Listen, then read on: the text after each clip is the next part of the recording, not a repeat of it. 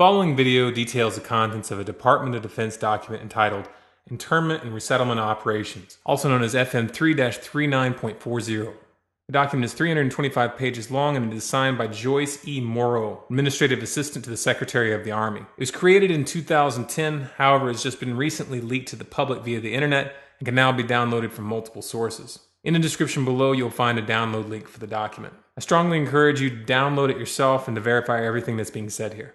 The document outlines military procedures for internment and resettlement of civilians, and it describes the layout and the administration of these internment camps. It clearly states on page 38 that it applies within U.S. territory, and it specifically addresses the detainment of U.S. citizens, as is indicated by the identification procedures for new prisoners on page 146, which states that social security numbers are to be recorded alongside their photograph and fingerprints. Included in the list of organizations which may be involved in these internment operations are the Department of Homeland Security, FEMA, the Department of Defense, and the United Nations. On page 56, the document outlines the responsibilities of psychological operations officers within the camps, among which it states that a PSYOP officer develops and executes indoctrination programs to reduce or remove antagonistic attitudes and identifies political activists. On page 281, the document goes into more detail regarding the role of psychological operations within the camps, specifically in regards to pacifying the population and ensuring cooperation. On page 238, it gives the conditions for the use of deadly force in such camps. Among the justifications for lethal force, it includes to terminate an active escape attempt. That point right there should make it clear that these camps are not benevolent disaster relief type facilities. On page 244, the document calls for the use of snipers during riots to, quote, scan a crowd and identify agitators and riot leaders for apprehension and fire lethal rounds if warranted.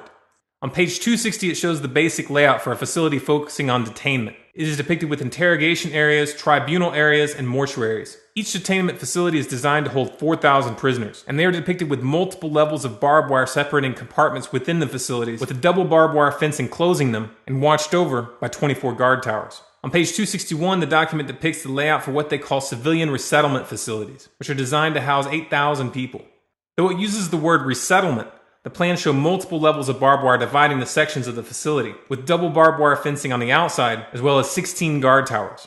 On page 262, the layout for facilities designed for what they call non-compliant prisoners is shown. These camps are designed to hold up to 300 prisoners, they have 3 interrogation centers, and are guarded by 13 guard towers. Now, if there's any question whether these plans are active or just theoretical, this should be settled by the fact that the U.S. Army has been running ads for job positions in these camps since 2009, and apparently, they're still hiring. Once again, if you look in the description, you'll find all the links you need to verify this information. It's important to note here that this document was created in 2010, which was under the Obama administration, and it predates the NDAA of 2012, which authorized military detainment of U.S. citizens. This clearly shows a long-term agenda at work. If you believe that this is important information for people to know about, then please share this video with as many people as you can. Share it on Facebook and on Twitter. Send it in emails to friends and family. Especially send it to anyone you know within the police and military. A smart strategy would be to download the PDF yourself and email it to people as an attachment with a link to this video so that they know how to navigate the document.